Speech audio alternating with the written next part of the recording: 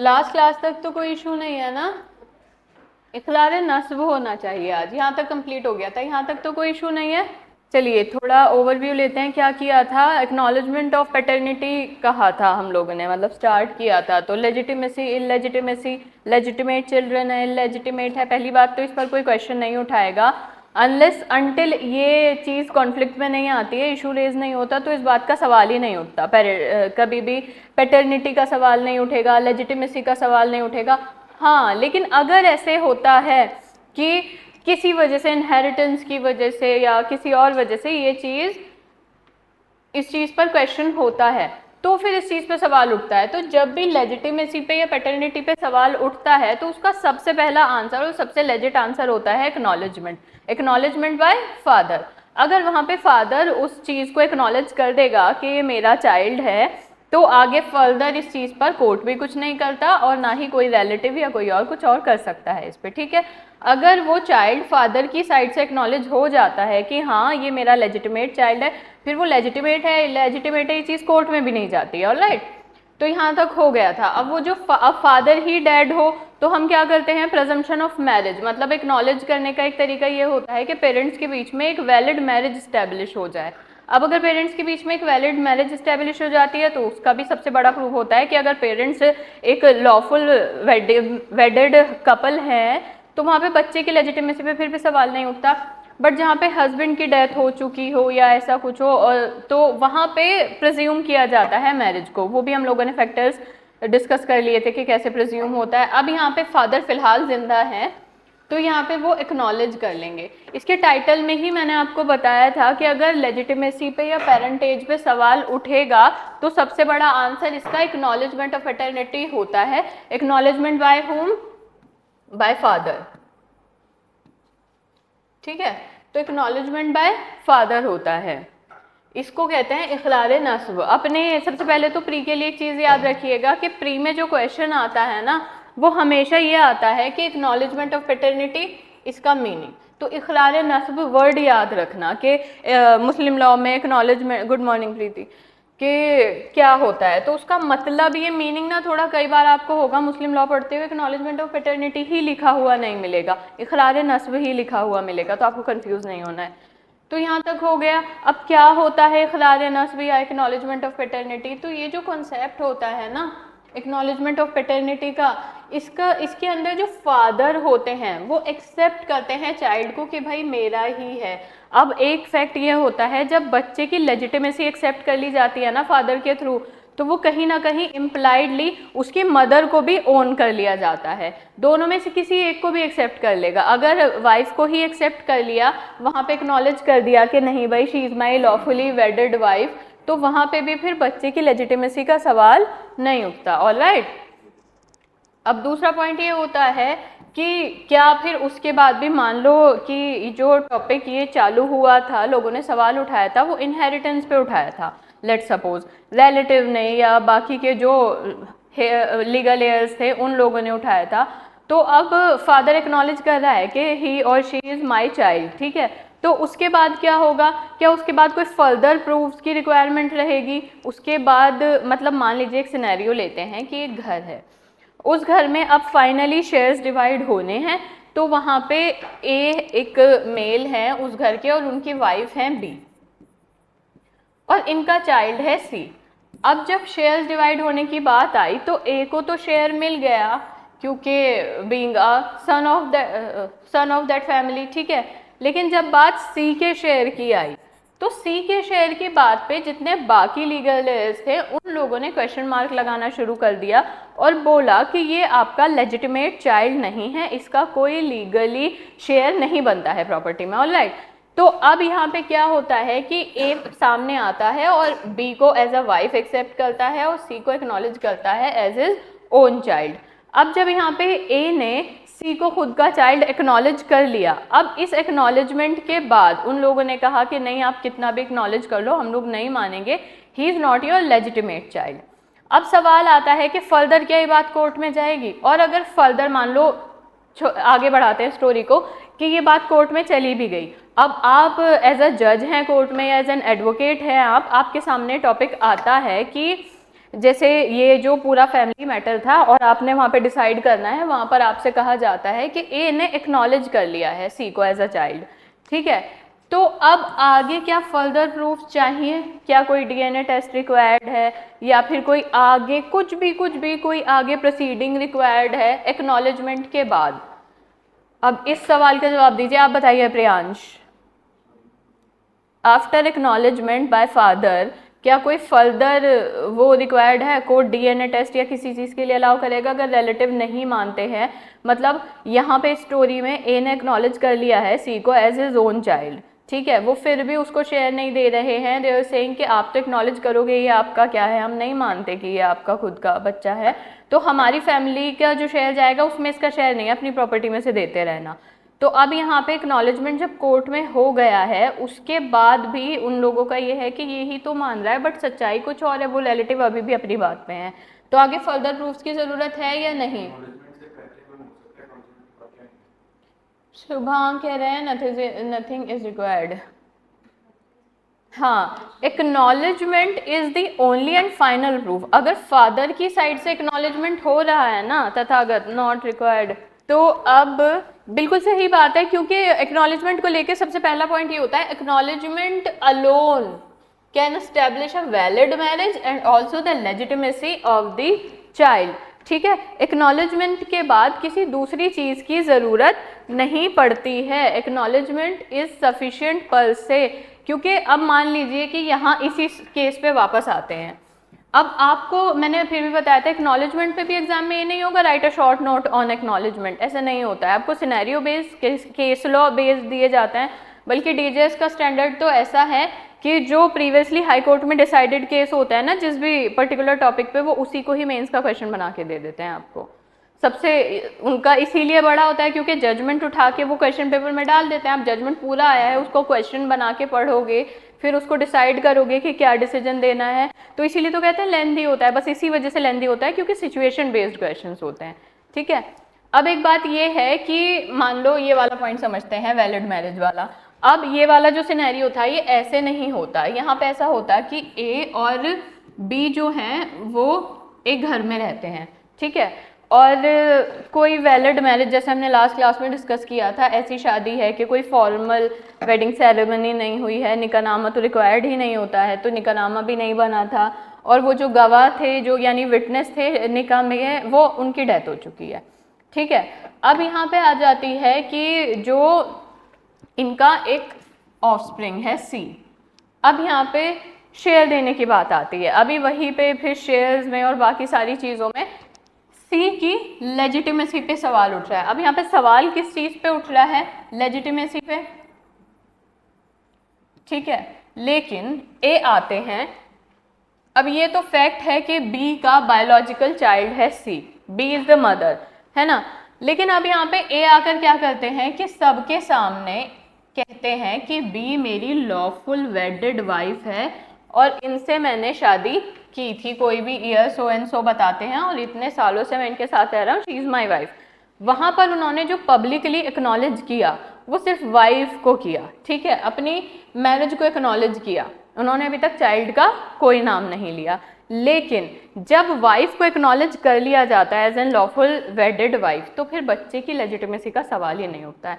अगर ये बी इनकी वाइफ है ना, तो बाय डिफ़ॉल्ट सी इनके लेजिटिमेट चाइल्ड हैं, उसका फिर पैटर्निटी पे सवाल ही नहीं आएगा।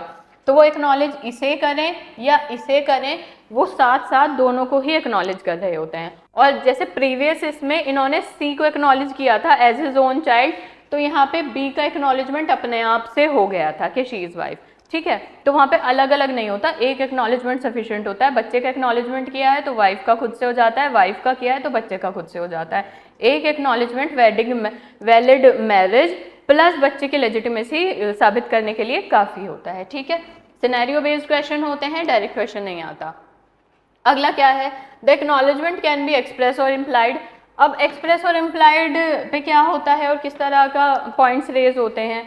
देखो, एक्नॉलेजमेंट इज समथिंग कि वहाँ पे यही इनमें से कोई सिनेरियो उठा लो, जैसे यहाँ पे इन्होंने बहुत शोर मचाया कि हम तो अपना शेयर नहीं देंगे सी को, हमारे हिसाब से ही is not your legitimate child.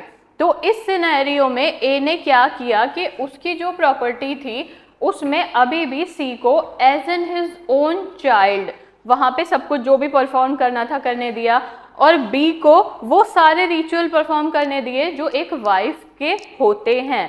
Like they are celebrating, जो वहाँ पे मतलब जिस टाइम पे शेयर डिवाइड हो रहे थे वहाँ पे छोटा सा कोई फंक्शन था, तो वहाँ पे वो उन्हें साथ में लेकर आए रिप्रेजेंट करने के लिए as his wife and own kid. तो ये इम्प्लाइड एक्नॉलेजमेंट होता है कि सबने कुछ भी कहा but he still be with them, और वो उनको ऐसे ट्रीट कर रहा है या ऐसे समाज में ला रहा है as his own wife and own child. तो वो ज़रूरी नहीं है सबको आकर बोल बोल कर बताएगा नहीं नहीं ये मेरा लेजिटिमेट चाइल्ड है, मेरी वाइफ है। अगर वो इम्प्लाइडली उसके कंडक्ट भी ऐसा है ना कि प्रूव हो रहा है कि शी इज़ हिज वाइफ और ये उन्हीं का बच्चा है, वो इम्प्लाइड कंडक्ट भी एक्नॉलेजमेंट में आता है। आप ये नहीं कहेंगे कि इसने खड़े होकर एक्नॉलेज नहीं किया। अब एक सवाल ये आता है कि मान लो यही सारे टॉपिक्स चल रहे थे एक्नॉलेजमेंट के बारे में, अब उनको इम्प्लाइड तो हमने समझ लिया बाय कंडक्ट हो जाता है, एक्सप्रेस एक्नॉलेजमेंट पे आते हैं। अब अगर उनको एक्सप्रेसली एक्नॉलेज करना है बच्चे को और बीवी को, तो टेल मी के जैसे आपने मैरिज पढ़ा, निकाह पढ़ा, तो उसमें 2 विटनेस चाहिए होते हैं टू परफॉर्म निकाह, और शिया लॉ के हिसाब से डाइवोर्स में 2 विटनेस चाहिए होते हैं। अब यहाँ पे अगर कुछ सिनेरियो ऐसे आ गए हैं कि किसी वजह से उनको एक्सप्रेसली एक्नॉलेज करना है बच्चे को भी और बीवी को भी, तो how many persons are required, कि वहाँ पे कितने लोगों की प्रेजेंस में एक्नॉलेजमेंट होना चाहिए? Number of persons what? 2। How many persons are required for an valid acknowledgement? अभी अगर यही सेम सिनेरियो चल रहा है और किसी वजह से एक्सप्रेस एक्नॉलेजमेंट की ज़रूरत आ पड़ी है, वाइफ को एक्नॉलेज कर लिया तो चाइल्ड को भी माना जाएगा, और चाइल्ड को एक्नॉलेज कर लिया तो वाइफ को भी माना जाएगा, अलग अलग नहीं जाना है। एक्नॉलेजमेंट के लिए कितने लोग चाहिए? क्योंकि देखो ये अभी शायद ईयर नहीं ध्यान आ रहा, ये क्वेश्चन था आपके लिए। चलिए आंसर करते हैं। देखो, no particular number is essential, ठीक है। Even in presence of one single person, अगर हस्बैंड एक्नॉलेज कर लेता है, जैसे अब हम इसका एग्जांपल लेते हैं जो आपका केस लो आया था एग्जाम में, तो उसमें उन्होंने केस का क्या कहा था कि यही शेयर्स डिवाइड हो रहे थे, और ये केस शायद डीजेएस का भी नहीं था, केस था हरियाणा का। तो वहाँ पे शेयर्स डिवाइड हो रहे थे। शेयर्स डिवाइड के टाइम पे वहाँ पे सवाल उठता है कि एक्नॉलेजमेंट का, वो लोग कहने लगते हैं कि ये तो अपने मतलब वाइफ जो है उनकी, कि ये इनका बायोलॉजिकल चाइल्ड हो सकता है, बट हम लोगों को तो लगता ही नहीं है कि ये आपकी वाइफ है, अगर वाइफ है भी तो ये बच्चा आपका नहीं है। उन लोगों ने यही करा था कि मतलब वहाँ पे सिनेरियो ऐसा था कि इन लॉज को लगता था कि she was pregnant before marriage और चाइल्ड किसी और का है। तो पूरा इस चीज़ को लेकर काफ़ी इशू बना, बहुत शोर हुआ, और वहाँ पे कहीं ना कहीं एक वैलिड मैरिज प्रूव हो गई थी, और उसके बाद भी उन्होंने चाइल्ड को नहीं माना। दे वर सेइंग कि हाँ हम मानते हैं कि 2005 में आप लोगों की शादी हो गई है, but she was pregnant before marriage, और वी कांट से कि दैट चाइल्ड इज योर्स, ठीक है, क्योंकि आप लोगों की तो अरेंज मैरिज है, आप तो जानते भी नहीं थे। तो वहाँ पे क्या होता है कि जो लड़का होता है ना, उसके फादर खड़े होते हैं, यानी लड़की के फादर इन लॉ होते हैं। तो ये एक रूम में कॉन्वर्सेशन हो रही होती है, और उस रूम के अंदर वो लड़का कहता है कि आप लोग कुछ भी कहें, और हिज स्टेटमेंट वाज कि शी इज़ माई वाइफ, और जो किड था कि ही इज़ माई चाइल्ड। आप लेजिटिमेट माने या नहीं माने, मैं ही इसका फादर हूँ, और मैं फर्दर प्रूफ नहीं करूँगा, और ना ही मैं क्वेश्चन मार्क लगवाऊंगा, आपको शेयर देना है दो, नहीं देना मत दो, we don't care about that. फिर वो चले जाते हैं। अब द क्वेश्चन अराइजेज कि अब यहाँ पे उसका शेयर हस्बैंड का, मतलब उस पर्टिकुलर पर्सन का खुद का तो बनता है ना, being a son of his father. अब वो ग्रैंड चाइल्ड को दे रहे हैं या नहीं दे रहे हैं, वो बात की बात थी। अब वहाँ पे लेकिन क्वेश्चन ये आता है कि बच्चा एक्नॉलेज कर लिया गया था, अब वो फिर वाइफ क्या होता है, वाइफ बहुत ज़्यादा शेयर होता है, वो हस्बैंड का खुद का शेयर देने को भी मना कर देता है। तो फिर वो लोग कोर्ट चले जाते हैं। अब जब वो कोर्ट जाते हैं, वहाँ पे बात होती है कि ये सब आपको पता है कोर्ट में कितना टाइम लगता है। इसी बीच में ना हस्बैंड की डेथ हो जाती है। वो जो पर्टिकुलर पर्सन था जिसके बच्चे की लेजिटिमेसी पे सवाल उठाया जा रहा था, इस केस में उस पर्टिकुलर पर्सन की डेथ हो जाती है। अब पीछे कौन बचा, वाइफ और बच्चा। बच्चे को तो वो पहले ही एक्नॉलेज नहीं कर रहे थे। तो आपके लिए क्वेश्चन ये था एग्जाम में कि अब वो तो है नहीं दोबारा एक्नॉलेज करने के लिए, वो होते तो 10 लोगों के सामने भी एक्नॉलेज कर देते, लेकिन जो एक्नॉलेजमेंट हुआ था सिर्फ उनके फादर के सामने हुआ था। ऐसा नहीं है, दुनिया समाज क्यों मानेगी, फादर हो सकता है, क्या कह रहे हैं, मतलब 10 चीज़ें इसमें थी। तो कोर्ट ने डिसाइड किया कि एक्नॉलेजमेंट अगर एक सिंगल इंसान के सामने भी होता है ना, तो it is a valid acknowledgement, doesn't matter वहाँ पे 50 लोग थे नहीं थे, ये पब्लिकली अनाउंस करने वाली चीज़ है भी नहीं, एक सिंगल पर्सन के सामने भी अगर एक्नॉलेज किया गया है तो it is a valid acknowledgement. Number of people कभी मैटर नहीं करेगा, क्योंकि अब वो दोबारा तो आ नहीं सकते हैं एक्नॉलेज करने, ठीक है। अब पीछे से वो जब उनके सामने ही शेयर नहीं दे रहे हैं, तो अब तो वो वाइफ भी यंग थी, बच्चा भी छोटा था, तो कोर्ट ने हस्बैंड का शेयर भी दिलवाया उनकी विडो को, जो हस्बैंड की वजह से बनता था, और बच्चे का भी मिला। तो अब कभी भी एग्जाम में इस तरह का क्वेश्चन मिलेगा तो आई होप आप आंसर कर दोगे, ठीक है, क्योंकि डायरेक्ट क्वेश्चन नहीं आएंगे। चलिए, अब ये कह रहा है कि under circumstances where a third person is prove to be the father. अब इस पे ये आपके लिए सबसे इंपॉर्टेंट पॉइंट है एक्नॉलेजमेंट का, specially in Rajasthan and Delhi.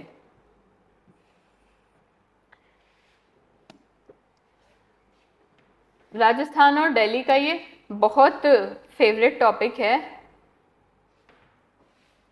एक स्टोरी है, और प्लीज बी विजिलेंट आंसर करना है इसका। ये है हस्बैंड और ये है वाइफ, इन दोनों की शादी हुई 2002 में, ठीक है। अब जब इन दोनों की आपस में शादी हो गई तो इनका एक ऑफस्प्रिंग था सी, ठीक है। अब इनका जब ऑफस्प्रिंग सी था तो ये she was pregnant with C, और इनकी डेथ हो जाती है समहाउ, ठीक है। तो अब यहाँ पे क्या होता है कि H2 आते हैं, यानी ये दोबारा शादी कर लेती हैं, और ये जो C होता है इसको ये एक्नॉलेज कर लेते हैं। यहाँ तक सब वैलिड है, हमने पीछे पढ़ा है कि कोई फिर DNA टेस्ट में नहीं जाएगा, कुछ नहीं कहेगा, कोई ये नहीं बोलेगा कि नहीं ही वॉज द फादर, ये वो। यहाँ पे वैलिड एक्नॉलेजमेंट हो सकता है ना, क्योंकि उनकी मर्जी है। हाँ, मतलब यहाँ अगर ये एक्सेप्ट कर रहे हैं, अब यहाँ पे अगर ये डिलेमा आ रहा है कि she was pregnant with him और हिम, तो अगर ये सामने से आके एक्नॉलेज कर रहे हैं कि नहीं नहीं ही इज माई चाइल्ड, तो बात खत्म हो सकती है यहाँ पे। पहला सिनेरियो तो ये है, ठीक है। लेकिन यहाँ पे एक दूसरी सिचुएशन अराइज होती है। यहाँ अब पीछे वाले केस में ये उठकर तो नहीं आ सकते हैं, सबसे बड़ा पॉइंट ये है यहाँ पे। अब एक दूसरी सिचुएशन अराइज होती है कि ये हस्बैंड है और ये वाइफ है, इनकी शादी हो गई है, ठीक है। अब इनकी शादी के बाद क्या था कि शादी नहीं चली, इनका मतलब आपस में झगड़ा, आफ्टर 6 months इन दोनों का डिवोर्स हो जाता है फॉर एनी रीजन, ठीक है। तो ये जो वाइफ हैं ये दोबारा शादी कर लेती हैं इनसे। अब इनका 2002 में शादी हुई थी, 6 महीने बाद डिवोर्स हो गया, और फिर इद्दत पीरियड कंप्लीट किया, 3 महीने का इद्दत कंप्लीट किया, यानी 9th month, यानी आप समझो कि कहीं ना कहीं 2000 में शादी पॉसिबल थी, ऑफ कोर्स, है ना। तो इनके 2002 में ही वाइफ की हस्बैंड 2 से शादी हो जाती है, एंड ऑफ द ईयर। अब शादी के बाद आफ्टर 1 year एक इनको बॉय होता है, एक किड होता है। अब यहाँ पे क्या होता है कि इसके ऊपर सवाल उठते हैं, तो अब ये क्या करते हैं, आके इसको एक्नॉलेज कर लेते हैं, ठीक है। लेकिन जब ये एक्नॉलेज करते हैं, इनके 2002 में शादी हुई, और समवेयर 2003 में मान लीजिए जून में ये इनका बर्थ हो गया था, ठीक है। अब टेक्निकली क्या होता है कि ये उठकर आते हैं और ये उठकर आकर कहते हैं कि शी वॉज प्रेग्नेंट। कब प्रेग्नेंट थी ये? इन 3 महीनों में, इद्दत पीरियड में। और टेक्निकली क्या होता है कि जब वुमेन इज प्रेग्नेंट तो उसको इद्दत पूरी करनी पड़ती है till the time of delivery, but इन्होंने ऐसा नहीं किया। वो तो बाद में मैरिज पे भी सवाल उठेगा, लेकिन हमारा वो सवाल नहीं है। तो अब ये किसके लॉफुल चाइल्ड साबित हो रहे हैं फैक्ट्स और सर्कमस्टांस से? किसके लॉफुल चाइल्ड साबित हो रहे हैं? H1 के, है ना। अब H1 अगर आकर क्लेम कर रहे हैं कि ये मेरा बेटा है, और अगर ये एक्नॉलेज कर देते हैं, तो क्या इनके एक्नॉलेजमेंट की वैल्यू है? क्योंकि अब ये तो इनके हस्बैंड नहीं है ना, ये इनके हस्बैंड अब तो नहीं है। Let me complete. ये एक्नॉलेज कर रहे हैं, यहाँ पे H2 एक्नॉलेज कर रहे हैं कि ये मेरी वाइफ है और ये मेरा बच्चा है। तो लेकिन फैक्ट्स आर प्रूविंग कि ये बच्चा तो फैक्ट्स के हिसाब से और इनके क्लेम के हिसाब से इनका है। तो अब मैं सिर्फ ये जानना चाहती हूँ कि नए वाले हस्बैंड के एक्नॉलेजमेंट का कोई मतलब है या नहीं।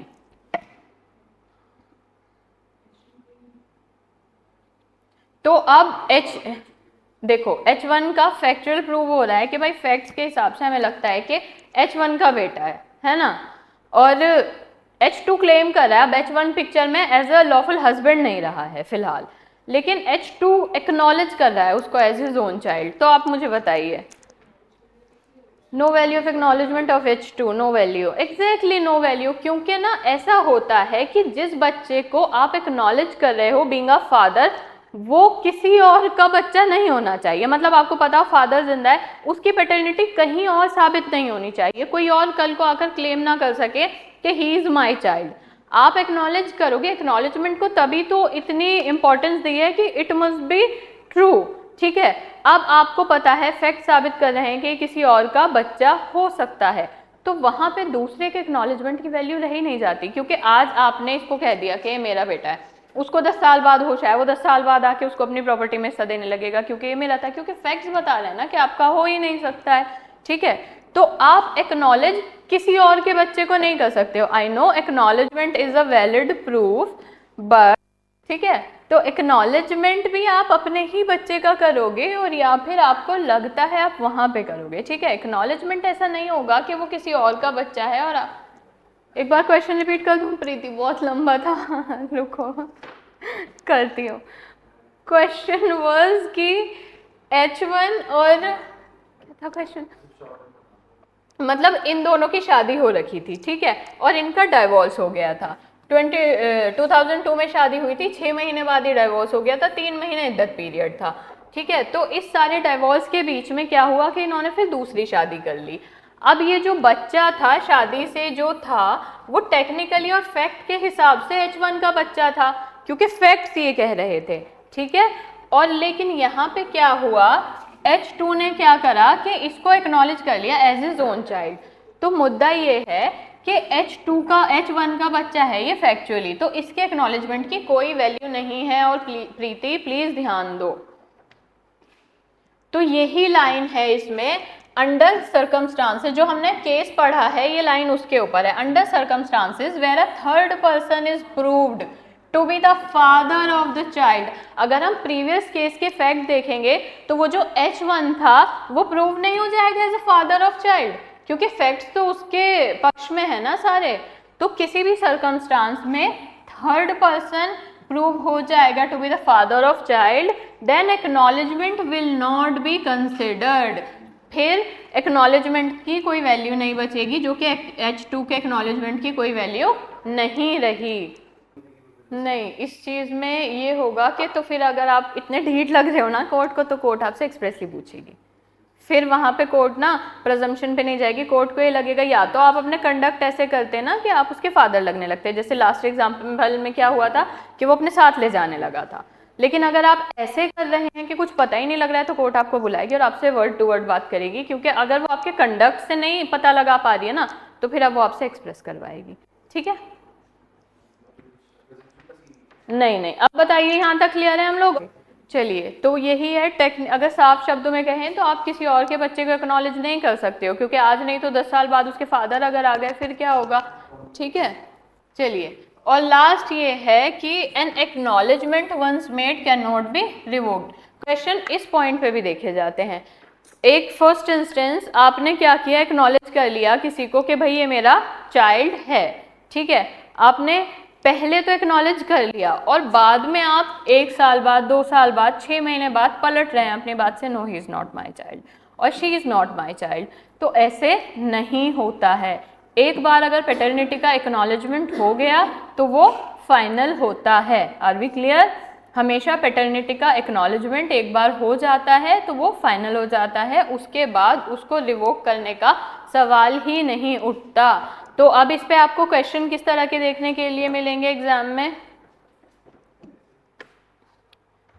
क्वेश्चन था आपके लिए कि ये फादर हैं और ये मदर हैं, ठीक है।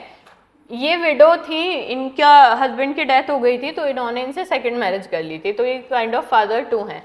फादर 1 के इस केस में डेथ हो गई थी। वही ऐसा लग रहा था लोगों को that she was pregnant during इद्दत। तो अब जब इन दोनों की शादी हुई तो मान लीजिए कि ऑन 10th मंथ इनके चाइल्ड का बर्थ हो गया।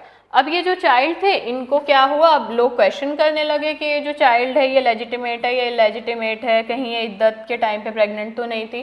तो फादर टू आते हैं और इनको एक्नॉलेज कर लेते हैं, नहीं नहीं ये मेरा ही चाइल्ड है, she was not pregnant at the time of इद्दत। तो अब यहाँ पे क्या हुआ, जब इन्होंने एक्नॉलेज कर लिया तो एक वैलिड पैटर्निटी हो गई। अब एक्नॉलेजमेंट के बाद क्या हो जाता है, वो एक वैलिड प्रूफ हो जाता है पैटर्निटी का।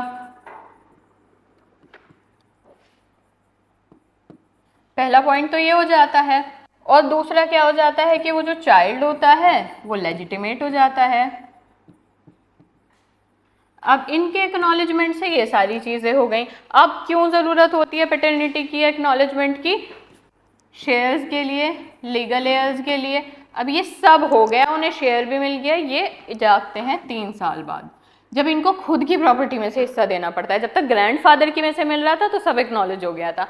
अब जब खुद के शेयर की बात आती है, बच्चा बड़ा होता है, मांगता है, तो ये कहते हैं कि नहीं, she was pregnant at the time of इद्दत। उस टाइम तो बस मैंने इनकी इज्जत बचाने के लिए ऐसा कर लिया था, लोग इन पर सवाल उठाते, ये होता वो होता, but he is not my child. उस टाइम तो मैं सिर्फ हेल्प कर रहा था। Then court said that you can't revoke the acknowledgement. एक बार अगर आपने एक्नॉलेज कर लिया है तो फिर वो फाइनल होता है और आप अपने वर्ड से पीछे नहीं हट सकते हो।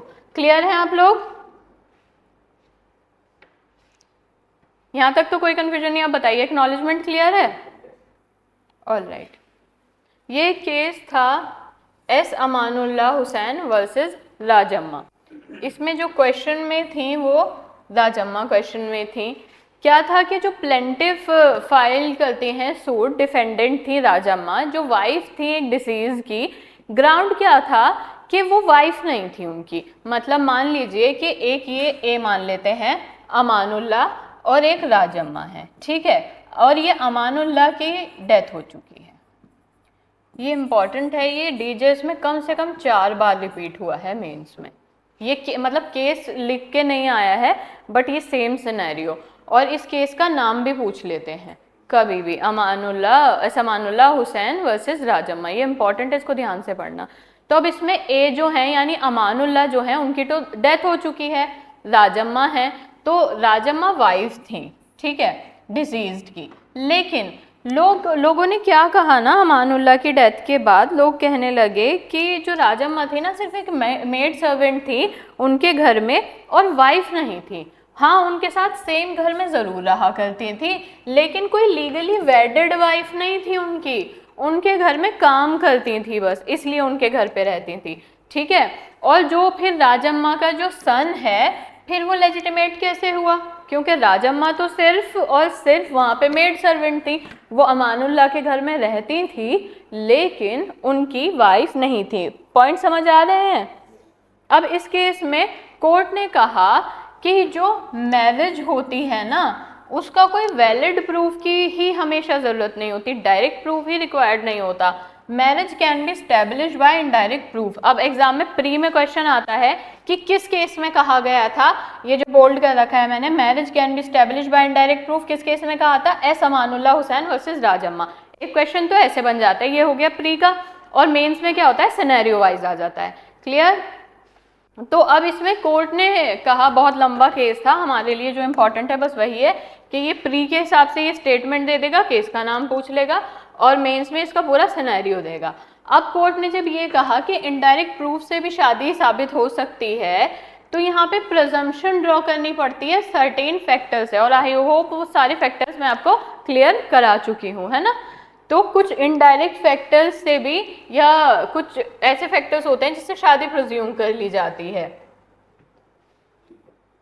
अब क्या क्या फैक्टर्स हो सकते हैं वो, सबसे पहला, the person making the acknowledgement shall be adult and Sen. अब मान लो अभी हमने सारा एक्नॉलेजमेंट पढ़ा कि अगर अमानुल्लाह जिंदा होते तो वो राजम्मा को अगर एक्नॉलेज कर लेते। यहाँ ऊपर वाले केस में क्या हुआ कि सिर्फ इनडायरेक्ट प्रूफ से देखा कि it may be proved from prolonged cohabitation, मतलब एक लंबे दौरान चलता हुआ और सोसाइटी को ये इंप्रेशन था they are husband and wife, तो वो एक्नॉलेजमेंट ऑफ लेजिटिमेसी का माना जाता है। ये केस तो यहीं ख़त्म हो गया।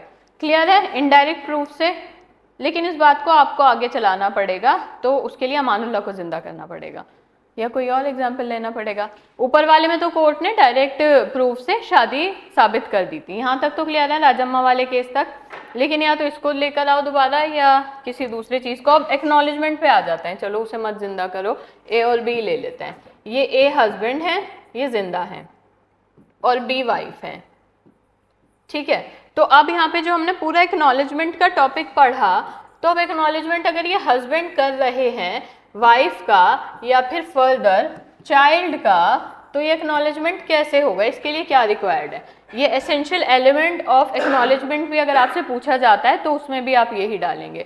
तो एक्नॉलेजमेंट जो दे रहा है वो अडल्ट और सेन होना चाहिए, है ना। ये जो हस्बैंड हैं ये अगर एक्नॉलेज कर रहे हैं कि ही और शी इज़ माई वाइफ और ही और शी इज़ माई चाइल्ड, तो ये इनको एक अडल्ट और सेन होने की रिक्वायरमेंट है। और आपके लिए एग्जाम के लिए सबसे इम्पॉर्टेंट है ये पीरियड, और ये हर स्टेट में दिखेगा आपको, कोई स्टेट स्पेसिफिक नहीं है, कि जो बच्चा है जिसको एक्नॉलेज किया जा रहा है, वो जो पर्सन एक्नॉलेज कर रहा है उससे कितना छोटा होना चाहिए, तो 12.5 years old, ठीक है।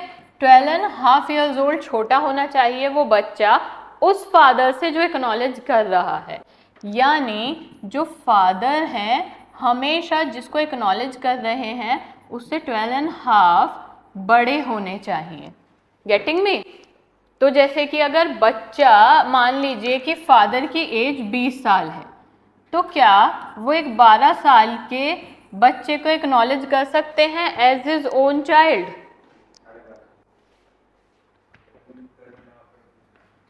फादर, अब आप क्वेश्चन समझ के आंसर दीजिए।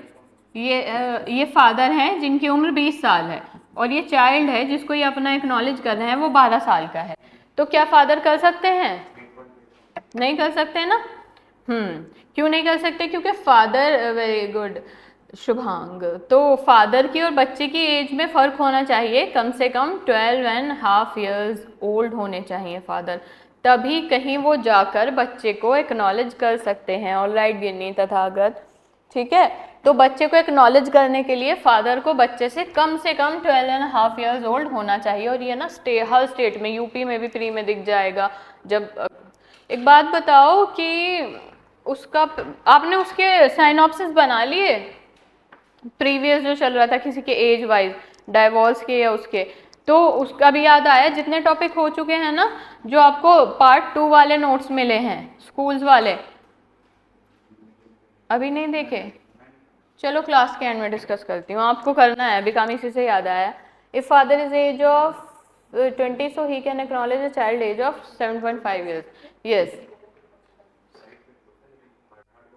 हार्ड कॉपी नहीं मिली होगी ना, हाँ साइट पे। तो उसमें ना मैंने लिस्ट पूरा ना ऐसी सारी चीज़ें जो शिया सुन्नी का कंपैरेटिव चार्ट दे रखा है, स्कूल के नीचे अपलोड हो गया है इन लोगों से, तो उसके नीचे देख लेना।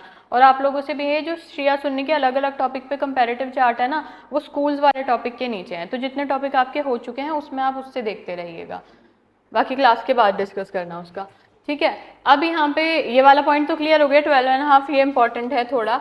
अब ये क्या कह रहा है, a marriage between the acknowledging person and the mother of child is to be proven. तो अब मेरा सवाल ये है, क्या ऐसा हो सकता है कि वो फादर सिर्फ बच्चे को एक्नॉलेज कर ले और वाइफ को एज अ वाइफ एक्नॉलेज करने से मना कर दे या मना कर पाए?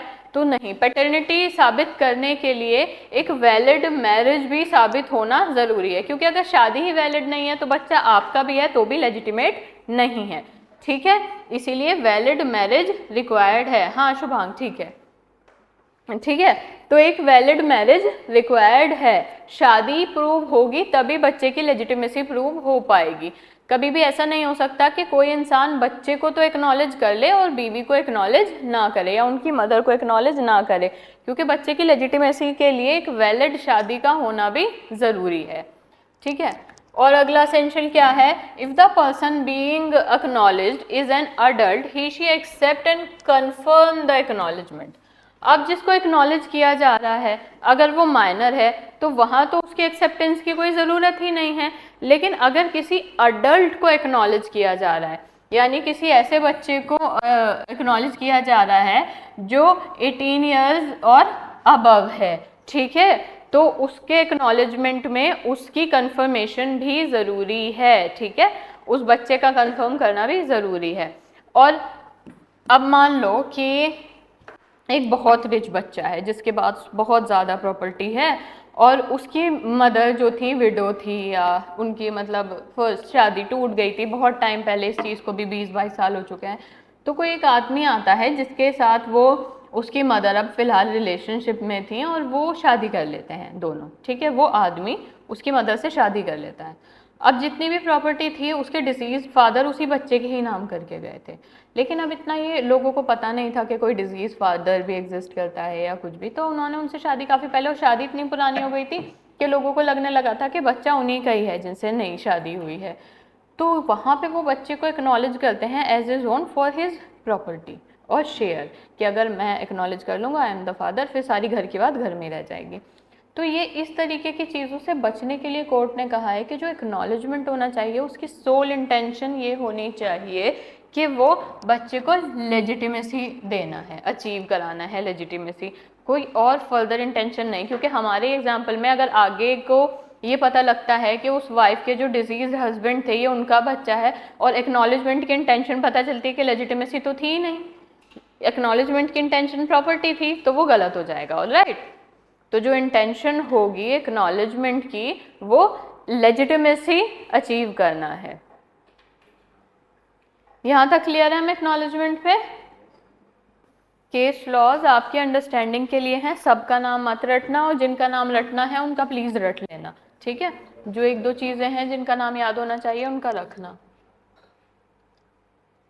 नेक्स्ट पॉइंट क्या है हमारा, effects of acknowledgement can be divided into 2 parts. देखो ये वाला टॉपिक बेसिकली ऐसा है ना कि एग्जाम में प्री में तो नहीं दिखता, ठीक है, मेंस के ही हिसाब का है, और जो लोग प्रैक्टिस करते हैं फैमिली मैटर्स में ये उनके लिए इंपॉर्टेंट है। प्री का टॉपिक नहीं है, मेंस में होता है। मेंस में आपको कॉन्सेप्ट में इसको जोड़कर लिखना पड़ता है। अब यहाँ पे क्या कह रहा है कि अगर एक्नॉलेज कर लिया गया तो आफ्टर द एक्नॉलेजमेंट इफेक्ट्स क्या होंगे, ठीक है। लेट्स से कि ए जो हैं, जो फादर हैं, वो बी को एज हिज वाइफ एंड सी को एज हिज चाइल्ड एक्नॉलेज कर लेते हैं। अब एक्नॉलेजमेंट की तो बात खत्म हो गई और हमने एक्नॉलेजमेंट के बारे में सफिशिएंट पढ़ भी लिया है। अब एक्नॉलेजमेंट के बाद क्या, मतलब एक्नॉलेजमेंट एक इनिशियल स्टेज थी लेजिटिमेसी प्रोवाइड करने की। अब उन्होंने एक्नॉलेज किया और लेजिटिमेसी दे दी बच्चे को, उसके बाद उसके इफेक्ट्स क्या निकलते हैं। सबसे पहले देखना पड़ेगा बच्चे के ऊपर क्या इफेक्ट होते हैं। जिस बच्चे को आपने as a your own acknowledge किया है उस बच्चे पे इसका क्या इफेक्ट होगा। सबसे पहले एक तो उसको लेजिटिमेसी मिल जाएगी, फिर वो इलेजिटिमेट होने का क्वेश्चन नहीं अराइज होगा दोबारा, ठीक है। और दूसरी बात ये है कि एक पॉजिटिव इफेक्ट है लेजिटिमेसी मिल जाना, और एक इनहेरिटेंस का राइट, लेजिटिमेसी मिली और इनहेरिटेंस का राइट मिल गया, है ना। अब वो अपने फादर की, ग्रैंडफादर की प्रॉपर्टी में इनहेरिट भी कर सकता है, ठीक है। और ये 2 मेजर इफेक्ट हो गए बच्चे के ऊपर। मदर के ऊपर क्या होगा, मैंने बताया ही था कि बच्चे को एक्नॉलेज करना मतलब वाइफ को, लीगल वेडेड वाइफ एक्नॉलेज करना। तो इनके साथ तो ये है, फॉर्मल मैरिज की फिर ज़रूरत ही नहीं पड़ती। अब फिर जब वो वाइफ इस्टेब्लिश हो जाती हैं तो वो भी इनहेरिट कर सकती हैं अपने हस्बैंड की प्रॉपर्टी में, वो जो भी सारे राइट्स होते हैं वाइफ के। तो 2 इफेक्ट इन पे हो गए। अब फादर के ऊपर क्या हुआ, अब ये जितना भी जा रहा है फादर से ही जा रहा है, लेजिटिमेसी भी फादर दे रहा है, इनहेरिटेंस भी फादर दे रहा है, ठीक है।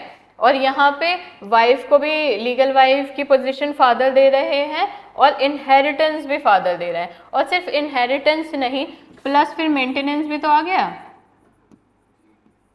अगर wife as a lawful wedded wife हो गई हैं तो अब उनका राइट टू मेंटेनेंस भी तो हो गया, शादी चलते हुए भी और शादी के बाद भी। और मेंटेनेंस का राइट तो फिर बच्चे के लिए भी हो गया, दोनों को एक एक राइट मेंटेनेंस का भी मिला। अब ये जितना भी मिला है ये फादर से मिला है, तो बदले में फादर को क्या मिला एक्नॉलेजमेंट से, ठीक है। जिम्मेदारी, सबसे पहले अगर एक्नॉलेज कर लिया तो रिवोक नहीं करोगे, ठीक, पहले रिस्पॉन्सिबिलिटी। दूसरा legal bond between father and child, ठीक है, और एक लीगल रिकॉग्निशन। लेकिन इसमें एक फैक्ट ये भी है कि इस रिस्पॉन्सिबिलिटी के साथ साथ मेंटेनेंस, क्या फिर ये चाइल्ड की वहाँ पे जिम्मेदारी नहीं हो जाएगी अपने फादर को मेंटेन करना। तो यहाँ पे राइट के नाम पे फादर को बस एक मेंटेनेंस मिला और ये गायब कैसे हो गया। राइट के नाम पे फादर को बस मेंटेनेंस मिला और बाकी मिली responsibility. Responsibility that acknowledgement revoke ना करे, रिस्पॉन्सिबिलिटी दैट एक लीगल बॉन्ड क्रिएट हो जाए कोर्ट में नहीं। अब वो अगर कोई third person as a father आके खड़ा हो जाए ना कि मेरा बच्चा है, तो कोर्ट रिवोक कर देगा फिर वो फैक्ट से। नहीं नहीं, क्योंकि अगर ऐसा नहीं होता, क्योंकि मान लीजिए आपके खुद के ही बच्चे हैं जहाँ पे एक्नॉलेजमेंट का सवाल नहीं है, सवाल तो ये भी होता है ना कि हो सकता है कल आने वाले टाइम में बच्चा ही पेरेंट्स को मेंटेन ना करे, मेंटेनेंस ना दे, तो उसमें क्या होगा कि कोर्ट एक्नॉलेजमेंट वापस नहीं लेगा, कोर्ट बच्चे को जैसे अपने खुद के बच्चे को वो मेंटेनेंस दिलवाएगा वैसे दिलवा देगा। नहीं, एक्नॉलेजमेंट पे छेड़छाड़ नहीं होगी, नहीं नहीं, ठीक है। तो ये 3 इफेक्ट होते हैं और मेंटेनेंस तो तीनों को ही मिलता है।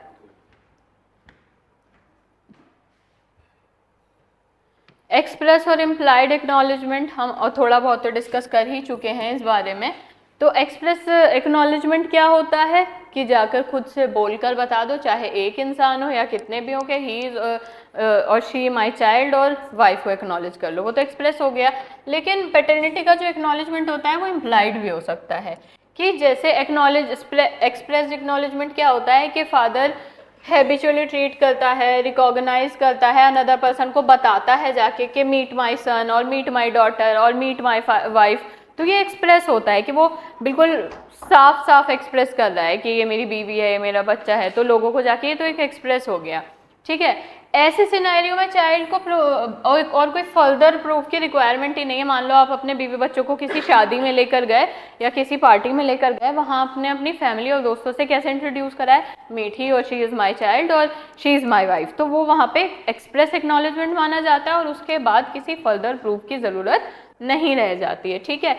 ये जो फादर का बिहेवियर होता है ऐसे इंट्रोड्यूस कराना, ये सब ये एक स्ट्रॉन्ग प्रेजम्पशन लेजिटिमेसी की क्रिएट कर देता है, ठीक है। दूसरा क्या होता है कि जो एक एक्नॉलेजमेंट है ना, वो सबसे पहले अवेयर होना चाहिए कि इफेक्ट ऑफ एक्नॉलेजमेंट क्या है। अब आकर उसने जोश जोश में एक्नॉलेज कर दिया कि हाँ ये मेरी बीवी है, ये मेरा बच्चा है, उस टाइम पे वही जो हमने एक्सप्रेस और इम्प्लाइड एक्नॉलेजमेंट में जो पॉइंट 2 है वो रिपीट करूं शुभांग, पॉइंट नहीं लिखा ना तो मैं थोड़ा कंफ्यूज हूँ। ये जो एक्सप्रेस और इम्प्लाइड एक्नॉलेजमेंट है इसका पॉइंट नंबर 2, देखिए ये कह रहा है कि ऐसे सिनेरियोज होते हैं ना कि कई बार फादर अपने साथ अपने बीवी या बच्चों को शादी में ले जाते हैं, किसी पार्टी में ले जाते हैं, और usually let them meet other people like meet she is my wife और ही और शी इज़ माई चाइल्ड। तो कहने का मतलब ये है कि ये फादर का ये वाला बिहेवियर कि वो अपने बच्चे को अपने साथ कहीं ले जा रहे हैं और लोगों से क्या बोलकर मिलवा रहे हैं कि मिलिए ये मेरी वाइफ है, ये मेरा बेटा है या बेटी है, तो ये एक एक्सप्रेस एक्नॉलेजमेंट माना जाता है और ये बहुत स्ट्रॉन्ग प्रिजम्पशन होता है लेजिटिमेसी का, ठीक है। चलिए थर्ड पॉइंट इज सबसे बड़ी चीज़ होती है, और ये लाइफ में भी, एक्नॉलेजमेंट में भी, और हर जगह आप जो काम कर रहे हैं ना आपको पता होना चाहिए इसके कॉन्सिक्वेंसेज क्या हैं। सेम गोज फॉर एक्नॉलेजमेंट, जो पर्सन एक्नॉलेज कर रहा है उसको कॉन्सिक्वेंसेज पता होने चाहिए। ये नहीं है कि उस टाइम पे आपने जोश जोश में आकर उसको प्रोटेक्ट करने के लिए कुछ भी और एक्नॉलेज कर लिया कि हाँ ठीक है ही और शी इज़ माई चाइल्ड और शी इज़ माई वाइफ, और आगे क्या होता है उठकर उसके फादर ही आकर खड़े हो जाएं। पहला तो यहाँ फंसेंगे आप, और दूसरा आपने एक्नॉलेज कर लिया तो एक्नॉलेजमेंट में ना सिर्फ लेजिटिमेसी देने पे ही बात नहीं खत्म हो जाती, आपको इनहेरिटेंस का राइट देना पड़ता है, फिर उसे लाइफ लॉन्ग मेंटेन करना पड़ता है, उस लेडी को भी उसके बच्चे को भी, और आगे भी जो फादर की ड्यूटी है आप उसके लिए भी अकाउंटेबल होते हैं। तो if you are acknowledging something, तो जो पर्सन एक्नॉलेज कर रहा है कल वो कोर्ट में जाकर ये नहीं कह सकता नहीं नहीं उस टाइम तो मैंने इन्हें प्रोटेक्ट करने के लिए अभी दूंगी गिन्नी, ठीक है। वो जाकर कोर्ट में ये नहीं कह सकता कि नहीं नहीं मैंने तो उसको बस वहाँ पे प्रोटेक्ट करने के लिए एक्नॉलेज कर लिया था, मैं तो अपनी प्रॉपर्टी में शेयर नहीं दे रहा। तो वो जैसे पिछले एग्जांपल में जब तक ग्रैंडफादर की प्रॉपर्टी से शेयर मिल रहा था तब तक तो ठीक था, अब आ गई बात खुद पे बच्चा बड़ा हो गया, अब खुद भी देना है, तो ऐसे नहीं होता। जो एक्नॉलेज कर रहा है उसको एज अ चाइल्ड उसको कॉन्सिक्वेंसेस पता होने चाहिए कि वो क्या कह रहा है। वो ये कह रहा है कि ये मेरी लॉफुली वेडेड वाइफ है तो लाइफ लॉन्ग वो लॉफुली वेडेड वाइफ वाले राइट्स देने पड़ेंगे, इवन आफ्टर योर डेथ तक उसके राइट चलते हैं वाइफ के, तो इद्दत है और बाद का मेंटेनेंस है, प्रॉपर्टी और बच्चे के भी राइट चलते हैं, तो वो बिल्कुल अवेयर होना चाहिए। इसीलिए कहा गया है कि एक्नॉलेजमेंट के लिए या इकरार नसब के लिए, नाम याद रखना, सामने वाले पर्सन को सेन अडल्ट सब होना चाहिए और आंखें कान नाक सब खोल के एक्नॉलेज करना चाहिए। गिनी एग्जाम्पल चाहिए आपको इम्प्लाइड एक्नॉलेजमेंट का। इम्प्लाइड एक्नॉलेजमेंट इज समथिंग कि अगर मान लीजिए वो एक्सप्रेसली नहीं कह रहा है लेकिन वो एक घर में एक लेडी के साथ रह रहा है जहाँ पे नेबर्स जानते हैं दे आर लॉफुली वेडेड और ये इनका बच्चा है, मतलब कहीं ना कहीं आपके कंडक्ट ऐसे हैं कि आप पकड़ पकड़ के नहीं बता रहे हो, जैसे आपने पार्टी में जाके मिलवाया था कि ये मेरा बेटा है, ये मेरी वाइफ है, लेकिन लोग आपके डेली के कंडक्ट देख रहे हैं कि अपने बच्चे को स्कूल छोड़कर आता है, ये लेकर आता है। इम्प्लाइडली आप एक ऐसी लाइफ जी रहे हैं जिससे लोगों के ऊपर ऐसा इंप्रेशन है। और मान लो लेजिटिमेसी पे सवाल उठ गया, लोगों ने कितने भी सवाल उठाए, आपने अपनी वो लाइफ जीनी बंद ही नहीं करी, आप उसको बच्चे की तरह ट्रीट कर रहे हो, सारे लोग देख रहे हैं, और आप उनको अपनी वाइफ की तरह ट्रीट कर रहे हो, वो रिचुअल्स कर रही हैं जो वाइफ के होते हैं, आप वो बच्चे को राइट्स दे रहे हो जो बच्चे के होते हैं, तो ये सारी चीज़ें इम्प्लाइड में आ जाती हैं। Clear everyone? यहाँ तक इफेक्ट तक सबको क्लियर है? एक्नॉलेजमेंट, एक्नॉलेजमेंट अपने आप में इंपॉर्टेंट टॉपिक है, जो लोग प्रैक्टिस कर रहे हैं इसी टाइप के क्वेश्चन आते हैं। प्रॉपर्टी का सवाल कब उठता है? पैटर्निटी पे उठता है, और आजकल ये लेजिटिमेसी बहुत क्वेश्चन में है। प्लस डायरेक्ट क्वेश्चन नहीं आएगा, right a short note on acknowledgement, कभी ऐसा नहीं होगा, सिनेरियोज होंगे। कई बार ऐसा होगा शादी पे क्वेश्चन दे रखा है, उसमें थोड़ा बहुत सिनेरियो एक्नॉलेजमेंट ऑफ पैटर्निटी का डाल रखा है, क्योंकि ये ज़्यादातर देखा जाता है एग्जाम के क्वेश्चन में और रियल में भी कि कई बार ऐसा होता है कि जब हस्बैंड की डेथ हुई या डिवोर्स हुआ तो शी वॉज प्रेग्नेंट, अब उन्होंने दूसरी शादी कर ली, फिर सवाल पैटर्निटी पे उठता है। और पैटर्निटी का मैंने कल भी बोला था कि पैटर्निटी का क्वेश्चन मार्क इरेज हमेशा एक्नॉलेजमेंट से होगा। जब भी सवाल उठेगा लेजिटिमेसी पे या पैटर्निटी पे तो उसका क्वेश्चन मार्क हटाएगा एक्नॉलेजमेंट, फिर उसके बाद कोई और सवाल नहीं आता। शिया और सुन्नी का बताया था कि अगर दोनों में लॉफुली शादी नहीं है तो सुन्नी लॉ के हिसाब से तो फादर के लिए बच्चा लेजिटिमेट नहीं है, इलेजिटिमेट है, लेकिन मदर के लिए वो लेजिटिमेट रहेगा। लेकिन शिया लॉ उस बच्चे को दोनों के ही लिए इलेजिटिमेट बना देता है। कल क्लियर करी थी हमने ये बात। अब बताइए यहाँ तक सभी क्लियर हैं? चलो आगे बढ़ते हैं। अब ये कई बार प्री में आ जाता है कि acknowledgement made in front of a single person is also admissible, जो हमने पहले डिस्कस किया था ना कि अगर एक्नॉलेजमेंट एक सिंगल पर्सन के सामने हो रहा है तो क्या वो एक वैलिड एक्नॉलेजमेंट है? तो यस, वो एक वैलिड एक्नॉलेजमेंट है। और ये किस केस में कहा गया था? वो यहाँ पर लिखा है, मोहम्मद अजमत वर्सेस लाली बेगम। और ये सिंगल पर्सन वाला तो हमने विद एग्जाम्पल समझ लिया है ना, इसमें तो कोई कंफ्यूजन नहीं होगी।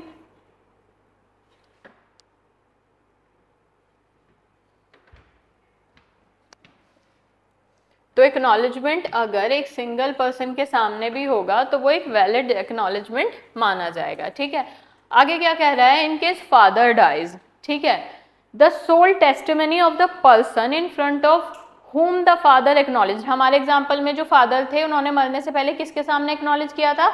अपने खुद के फादर के सामने, है ना? याद है प्रीवियस एग्जाम्पल? तो हमारे केस में क्या था कि जो फादर जिनकी डेथ हो गई इन्होंने खुद के फादर के सामने एक्नॉलेज किया था कि आप माने या नहीं माने ये मेरा बेटा है और ये मेरी बीवी है, और फिर उसके बाद उनकी डेथ हो जाती है।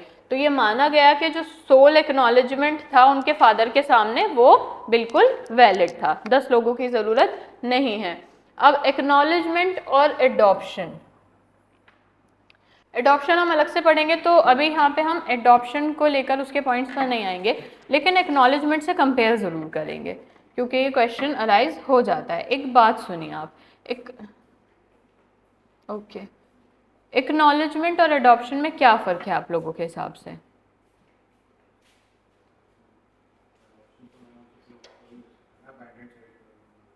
देखिए एक्नॉलेजमेंट में क्या होता है ना कि एक्नॉलेजमेंट में एक कहीं ना कहीं ये बात मानी जाती है कि वो जिसको आप एक्नॉलेज कर रहे हैं ना वो बायोलॉजिकली भी आप ही का बच्चा है। ठीक है, इनहेरिटेंस का राइट क्या अडॉप्टेड चाइल्ड को नहीं मिलेगा? मिलेगा, बिल्कुल मिलेगा। क्या फिर वो लेजिटिमेसी का टैग अडॉप्टेड चाइल्ड को नहीं मिलेगा? बिल्कुल मिलेगा, वो भी लेजिटिमेट है, वो भी इनहेरिटेंस कर सकता है। फ़र्क कहाँ आ जाता है? फ़र्क आ जाता है कि एक्नॉलेजमेंट में एक कंडीशन ये होती है कि if you are acknowledging someone ना, तो वहाँ पे एक इम्प्लाइड सी आपके ऊपर जिम्मेदारी होती है कि वो आपका बायोलॉजिकल चाइल्ड होगा, लेकिन अडॉप्शन के अंदर ऐसी कोई चीज़ नहीं होती। ठीक है, तो एग्ज़ाम के लिए कुछ पॉइंट्स हैं जो आप लिख कर आ सकते हो। तो अब ये क्या कह रहा है कि in adoption child being adopted is known to be the son of some other person. तो इज नोन टू बी, वो उसको अडॉप्ट कर लिया गया इसलिए नोन टू बी है, लेकिन वो तो ऑलरेडी ही और she is a child of that person ना। और यहाँ पे एक एसेंशियल इंग्रेडिएंट एक्नॉलेजमेंट में ये होता है कि उसे जाना नहीं जाना चाहिए, उसके लिए वो उसका खुद का होना चाहिए।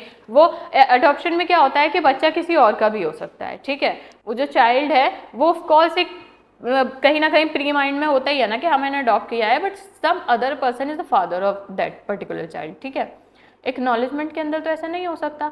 क्या आपको अगर पहले से पता होगा कि इसका कोई और फादर है तो वहाँ पे एक्नॉलेजमेंट हो जाएगा? बिल्कुल भी नहीं होगा। हमने तो अभी पढ़ा है ना कि अगर हम किसी बच्चे को एक्नॉलेज कर रहे हैं तो कल को उसका फादर नहीं आना चाहिए खड़ा होकर, ठीक है। तो यहाँ पे एक्नॉलेजमेंट में तो ये कंडीशन ही होती है कि वो किसी और का बच्चा होना ही नहीं चाहिए, लेकिन ये सिनेरियो कभी भी अडॉप्शन में अराइज नहीं होता। अडॉप्शन में तो आपको पता होता है कि किसी और का बच्चा होगा, अडॉप्शन वाला बच्चा पहले से किसी और का है।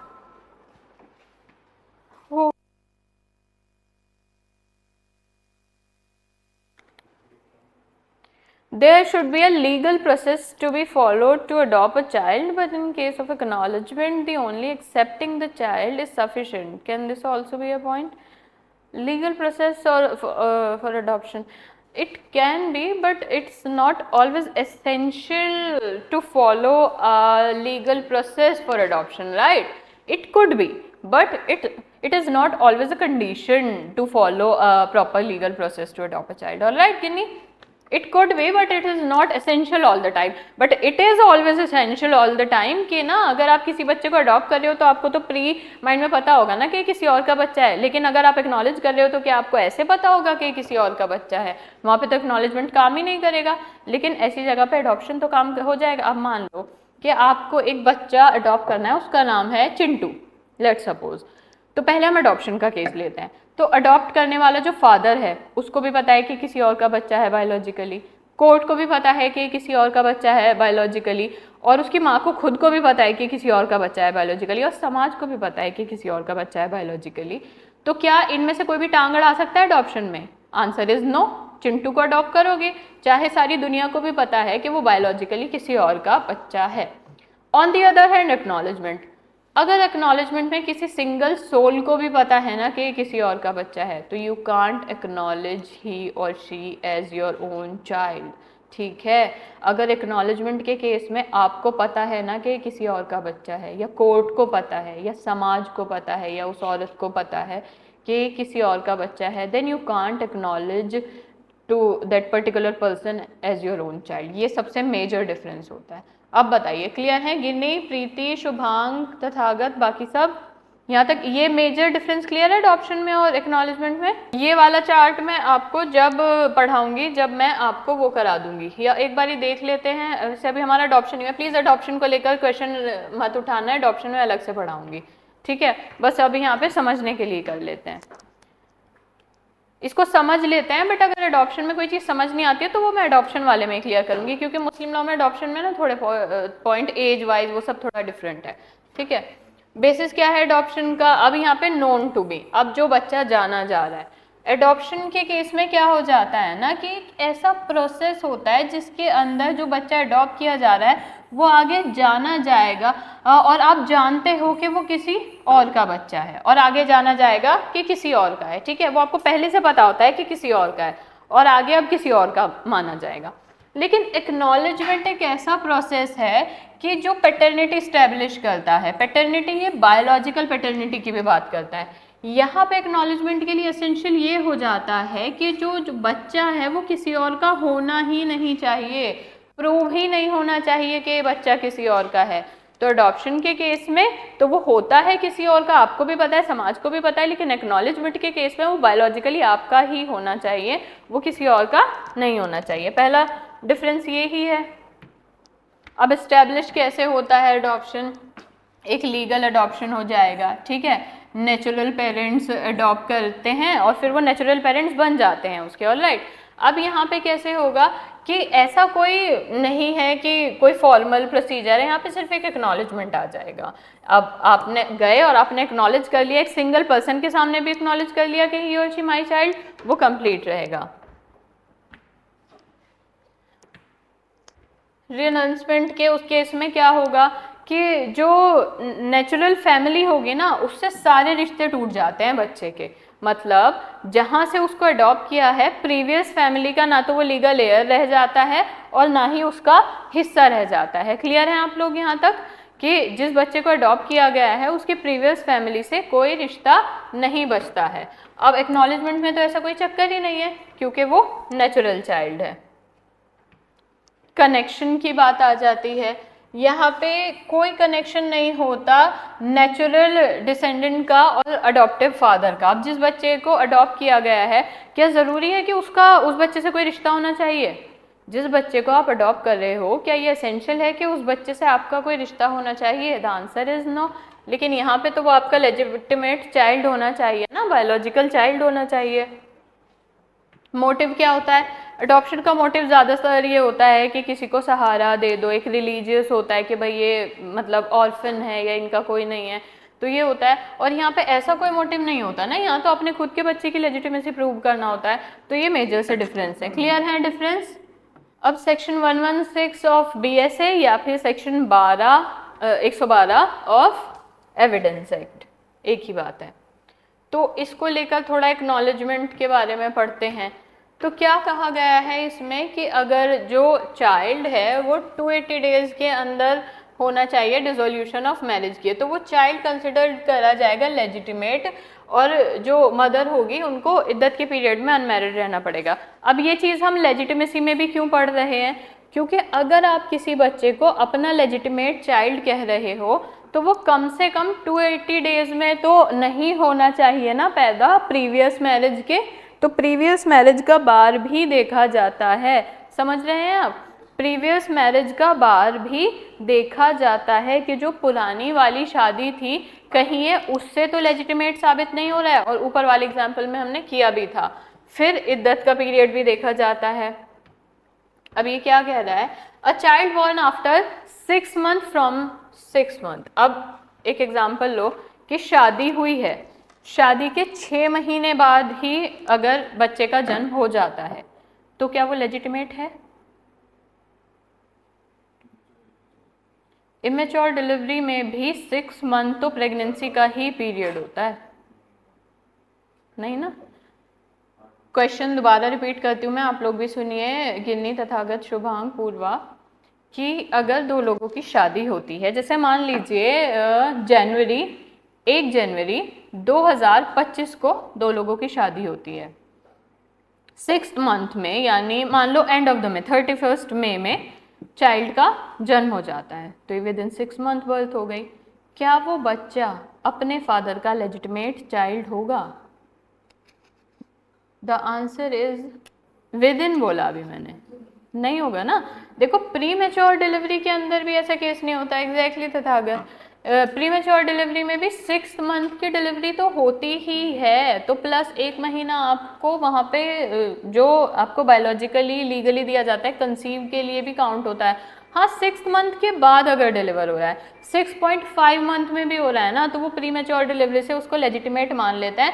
But with in 6th month, alright Ginni, Shubhang, very good, ठीक है, तो विद इन 6th month नहीं होना चाहिए, है ना। हाँ, 6 महीने बाद हो जाएगा। तो ये यहाँ पे क्या कह रहा है? अगर शादी खत्म हो गई वहाँ पे, ठीक है, शादी डिसॉल्व हो गई, तो वहाँ 280 डेज का पीरियड है टर्मिनेशन ऑफ मैरिज के केस में लेजिटिमेसी साबित करने के लिए। और ना फिर एक नॉन एक्सेस भी होना चाहिए कि अगर 280 डेज में चाइल्ड बॉर्न हो चुका है तो वहाँ पे कोई एक्सेस नहीं रहा। लेकिन इंडियन एविडेंस एक्ट क्या कहता है? ये आफ्टर मैरिज वाला याद रखना। मुझे लगता है ये मैरिज वाला प्रीमेच्योर मैंने पहले भी कराया था, शादी से पहले साथ में रहते थे, तो ये हर जगह ही आएगा क्योंकि एक्नॉलेजमेंट, एक्सेस, ये सभी जगह प्रूव करना पड़ेगा। अब इंडियन एविडेंस एक्ट क्या कहता है? Child will be deemed to be legitimate even if it is born on the next day of marriage. अब इस पॉइंट को बताओ मुझे, क्या कह रहा है ये? इंडियन एविडेंस एक्ट कहता है, अभी जो समझाया उसी चीज़ को आगे कर रहे हैं हम, कि अंडर इंडियन एविडेंस एक्ट अगर a child will be deemed to be legitimate, वो लेजिटिमेट ही माना जाएगा अगर वो शादी के अगले दिन भी हो गया। लेकिन याद रखना, शादी के अगले दिन, शादी हो जानी चाहिए, है ना। तो लेकिन क्या शो करना है कि अगर ऐसा हो जाए कि पेरेंट्स का एक्सेस ही नहीं था तो ऐसी प्रेजम्पशन नहीं होगी। अगर पेरेंट्स का एक्सेस था तो शादी के अगले दिन का बर्थ भी, 6 महीने तो बहुत अलग बात है, शादी के अगले दिन के बाद भी लेजिटिमेसी प्रूव हो जाती है।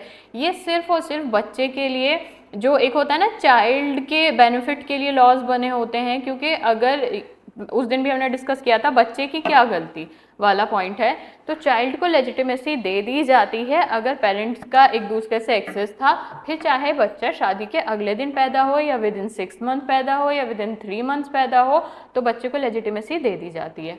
पॉइंट होता है पेरेंट्स का एक्सेस होना चाहिए, और अगर पेरेंट्स का आपस में एक्सेस नहीं था तो अगर बच्चा शादी के विद इन 6 मंथ पैदा होता है तो वो इलेजिटिमेट होता है। ठीक है, आफ्टर 6 मंथ लेजिटिमेट, उसमें भी अगर एक्सेस प्रूव कर दोगे विद इन 6 मंथ वाली डिलीवरी में भी, तो वो भी लेजिटिमेट हो जाता है। क्लियर हो यहाँ तक आप लोगों को? तो है ना। अब ये है कि मोस्ट ऑफ द केसेस में ना एविडेंस एक्ट ही प्रिवेल किया जाता है, प्रेफर किया जाता है, क्योंकि वो थोड़ा साइंटिफिक भी है। बट हमने एक एक्सेप्शन ये पढ़ा था कि जहाँ पे मालिकी, ऑल राइट प्रीति, पूर्वा, शुभांगिनी, लेकिन देखो अब ये बात आ जाती है एविडेंस एक्ट को प्रिविलेज दोगे या मुस्लिम लॉ को दोगे, तो बेनिफिट ऑफ चाइल्ड आ जाता है उसमें। हमने एक केस पढ़ा था जिसमें हम मालिकी लॉ को एविडेंस से ऊपर रख रहे थे फॉर बेनिफिट ऑफ चाइल्ड, और यहाँ पे कई बार ऐसा होता है कि ये जो नेक्स्ट डे की बर्थ की बात हो रही है ना, ये मुस्लिम लॉ नहीं करता, ये सिर्फ इंडियन एविडेंस एक्ट बात करता है। तो अब चाइल्ड के बेनिफिट के लिए हम यहाँ पे मुस्लिम लॉ को नहीं उतनी प्रिविलेज देंगे, यहाँ पे हम इंडियन एविडेंस एक्ट को देंगे।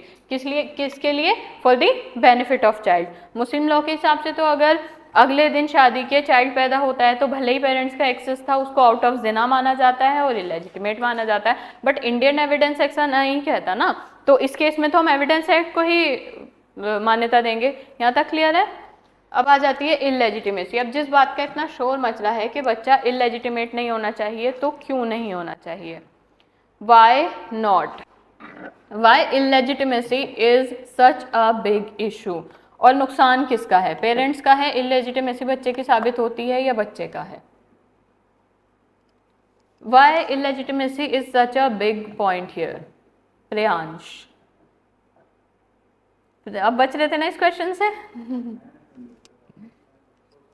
इलेजिटिमेसी का अगर मान लीजिए आपके एग्जाम में क्वेश्चन आता है और मेंस में क्वेश्चन होगा कि इतने मॉडर्न हो जाने के बाद भी in that modern era illegitimacy is still a big issue even in Muslim law, Hindu law or any other culture. Illegitimacy is such a big issue. हाँ, of course loss of a child है।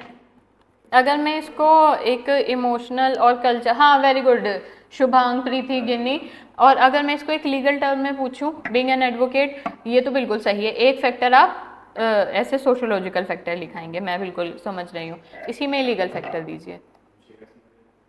Inheritance नहीं मिलेगा, maintenance नहीं मिलेगा, ठीक है, आगे जाकर इवन सरनेम भी नहीं मिलेगा, ठीक है, ठीक है।